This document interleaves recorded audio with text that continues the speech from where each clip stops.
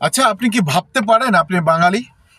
অন্তত পক্ষে 2024 সালের 5ই আগস্টের পরে, আওয়ামী লীগের পতনের পরে আপনি কি সেটা ভাবতে পারেন আপনি বাঙালি? মানে কোন দিক থেকে আপনার কাছে মনে হয় যে আপনি বাঙালি? আপনার সেই কালচার আছে কিনা এখন দেশে? ধরে নিলাম আওয়ামী লীগ খারাপ ছিল, আপনি তাকে বিতাড়িত করেছেন, কিংবা তাদের ভুল কিছু রুলসের কারণে তারা বিতাড়িত হয়েছে। আমি তর্কের খাতিরে আপনার সাথে সেটা মেনে নেব, বাট আপনি কি এখন স্বাধীন আছেন? আমি তো দেখছি না। যে দেশে 5 তারিখের পরে জিন্নার জন্মদিন পালন করা হয় বাংলাদেশে, ক্যাপিটাল সিটিতে ঢাকায়, মানে কত বড় মাদারচ্ছদ হইলে হইতে পারে তারা, যে শহীদ মিনারে তার প্রতি ওই জিন্না, যেই মাদারচ্ছদ কখনো নামাজ পড়তো না, টুপি মাথায় দিয়ে হাঁটতো। This is call of Pakistan. এটাকে পাকিস্তানি বলে। তারা যে কত বড় গাদ্দার, কত বড় মাদারচ্ছদ, I am sorry to say that, আমাকে বলতে হচ্ছে। যখন 32 নম্বর ভাঙা হয় তখন পাকিস্তানে উল্লাস করে। কেন? কেন স্বাধীনতার 54 বছর পরে তারা উল্লাস করবে? 32 নম্বর কি ছিল, কারা ভেঙেছে, আমরা সেটা জানি। এটার বিচার হবে, কঠিন আকারে হবে, কঠিন আকারে হবে। আসুন এবার পাকিস্তানের এমপি মন্ত্রীরা, হাইকমিশনার যখন বলে আমরা আমাদের হারিয়ে যাওয়া ভাইকে খুঁজে পেয়েছি, আর তাদের ভাইরা বাংলাদেশে যারা আছে তারা আলিঙ্গন করে অনলাইনে, কত বড় মাদার ফাকার হইলে হইতে পারে এটা, যে তারা নিজের দেশকে এভাবে বিকৃত করতে পারে? সম্ভব কিভাবে? আমি তো মেনে নিতে পারি না, এগুলা সম্ভব না। আপনি 71 মুছে যাবেন, 70, 69, 52, এই যে স্তরে স্তরে যে হিস্ট্রিগুলো আছে বাংলাদেশের ইতিহাস, যখন আপনি ভুলে যাবেন, আপনি নিজেকে বাঙালি হিসেবে দাবি করতে পারেন না। আপনি যে কোনো দল করতে পারেন, আপনার ব্যক্তি স্বাধীনতা আছে এখানে। হ্যাঁ, অনেকে হয়তো সেখানে পাইরেসি মেনটেন করে না, আমি ওই তর্কে নাই গেলাম, কিন্তু অ্যাজ এ বাঙালি হিসাবে আপনার উচিত ভাই, আমি ওরা মাদারচ্ছদের আরে ভাই, যারা 16 ডিসেম্বর মানে না রে। 21শে ফেব্রুয়ারি আপনি কিছু শুনেছেন? শুনেন। 26শে মার্চ গেল, আপনি কিছু দেখেছেন? কেন করে না এরা এগুলা?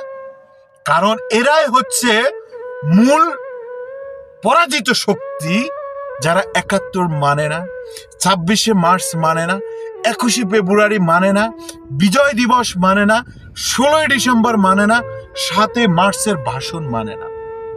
তারা জয় বাংলা স্লোগান নিষিদ্ধ করে। যে স্লোগান দিয়ে মুক্তিযুদ্ধ শুরু করেছে তারা সেই স্লোগান নিষিদ্ধ করেছে। আপনি যে কোনো দল করতে পারেন, আমি বারবার বলছি, কিন্তু যেই স্লোগান দিয়ে উন্নত মমশির হয়ে পুরো বাঙালি জাতি যখন ঝাঁপিয়ে পড়েছিল এই রাজাকারদের উপরে, সেই স্লোগান নিষিদ্ধ করেছে কারা? কেন নিষিদ্ধ করবে? জয় বাংলা, এটা আমার স্লোগান, আমার মাতৃভূমি স্লোগান, আমি সেটা বলবো। Nobody can stop me. আমি ইনকালাব জিন্দাবাদ বলবো, পাকিস্তানের উর্দু হিন্দু মিশ্রিত ভাষা আমি বলবো ইনকালাব জিন্দাবাদ? নো, আমি বাঙালি, আমার মাতৃভাষা বাংলা, আমি জয় বাংলা বলবো। আমি যে কোনো দল করতে পারি, আমি যে কোনো দল করতে পারি, এই স্লোগান সবার জন্য, কারো একা না। আপনি এটা বলতে পারেন যে আওয়ামী লীগ, হ্যাঁ আওয়ামী লীগ দেয়, তার অধিকার আছে, আপনি দেন, আপনাকে নিষিদ্ধ করেছে কে? আপনি তো উল্টো আরো আইন করে নিষিদ্ধ করছেন। কেন রে? কাকে খুশি করে? আজকে বাংলাদেশে এতগুলো ঘটনা ঘটে যাচ্ছে। 7.62 রাইফেল দিয়ে যখন স্লোগানে মিছিলে গুলি করা হয়েছিল, যখন একজন উপদেষ্টা বলছিল শাকায়ত, তখন ওনাকে ওই জায়গা থেকে সরিয়ে ফেলেছেন, সচিবালয় আগুন দিয়েছে, স্বৈরাচার মুক্ত করেছেন আপনারা, তাই না? স্বৈরাচার যখন অন্য স্বৈরাচারকে মুক্ত করতে যায়, তখন সে প্রচুর পরিমাণে উপলব্ধি করে, যেটা এদের ভিতরে আছে। যাই হোক, দেশ ভালো নেই। আপনি জানেন তারা বলেছিল যখন সরকারে আসছিল যে আমরা কালো টাকা চাপাবো না, সাদা করব না।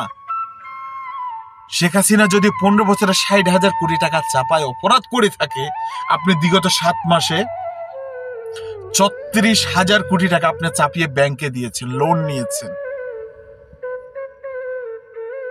প্রত্যেকটা আইটেমের উপরে আপনি ভর্তুকি দিচ্ছেন। সাধারণ মানুষ যারা আছে, আমরা অনেকে বুঝি না, ইকোনমিস্ট আমরা বুঝি না, আমরা জানি না। দেশ পুরো দেউলিয়া হয়ে গেছে। আপনি ভালো আছেন, রাইট?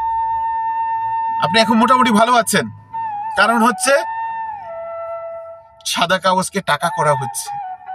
ব্যাংক থেকে ইতিমধ্যে 28,000 কোটি টাকা ঋণ নিয়েছে বর্তমান ইউনূস সরকার। সে কিন্তু কোনো উন্নয়ন কাজে সম্পৃক্ত না। 5 তারিখের পর থেকে উন্নয়ন কাজে বন্ধ হয়েছে আওয়ামী লীগ সরকার যাওয়ার পরে, এখন পর্যন্ত সেটা স্থগিত আছে। তাহলে এত টাকা আপনার কোথায় যাচ্ছে? কি করছেন আপনি? কেউ এগুলো নিয়ে এখন কথা বলে না। আমি বারবার বলছি, আপনি যে কোনো দল করতে পারেন, কিন্তু দেশের স্বার্থে আপনাকে একাবদ্ধতা থাকতেই হবে। Most important. যদি আপনি একাবদ্ধতা না থাকতে পারেন, এই দেশ আর দেশ থাকবে না রে ভাই। আমি বেসিক্যালি দুইটা দলকে আমি আমার জায়গা থেকে আমি মনে করি, যদিও আমি কখনো রাজনীতিতে ইনভলভ ছিলাম না, বাট 5 তারিখের পরে থেকে আমি ইনভলভ। আমি বিএনপিতে অনেক হাজার হাজার মুক্তিযোদ্ধা আছে। ইভেন আমি যদি বন্যা করে থাকি, মুক্তিযোদ্ধাদের যে ভাতাটা থাকে ওটাও যথাসম্ভব বিএনপির আমলে গ্রাজুয়েট পাস হয়েছে। যাই হোক, মেবি আই এম রং, তো হতে পারে। তো যাই হোক, আমি বিএনপির যারা আছেন তাদের প্রতি আমার শ্রদ্ধা রেখে আমি বলছি, আপনারা স্বাধীনতা পক্ষের বলে আমি বিশ্বাস করি। রাজনীতির ক্ষেত্রে অনেকে অনেক কথা বলেছে, আমরা শুনেছি বিগত 15-16 বছরে, এটা কোনো ম্যাটার না। আওয়ামী লীগ বিএনপি বলবে, খুন হাতাহাতি অনেক কিছু হবে, কিন্তু যখন দেশের স্বার্থে আসবে, অন্তত পক্ষে 71-এর পক্ষে আপনারা আছেন, আমি সেই বিশ্বাস রাখি এবং আমি জানি আপনারা এর বাইরে যাবেন না। তবে আপনাদের কিছু নেতা কর্মী আছে, তারা 71-এর বাইরে আছে, কিছু সংখ্যক, সবার কথা বলছি না, তবে ম্যাক্সিমামে স্বাধীনতার পক্ষে। আমি এই জন্য আপনাদেরকে সেলুট জানাই। অনেকে ভাববেন, হ্যাঁ ভাই আপনি তো এখন মিষ্টি কথা বলছেন। না, আমি ভাই কখনোই আগে রাজনীতিতে ইনভলভ ছিলাম না, স্টিল নাও আমি ইনভলভ না, বাট আমি স্বাধীনতার পক্ষে, এটা আমি বলতে পারি। ধন্যবাদ।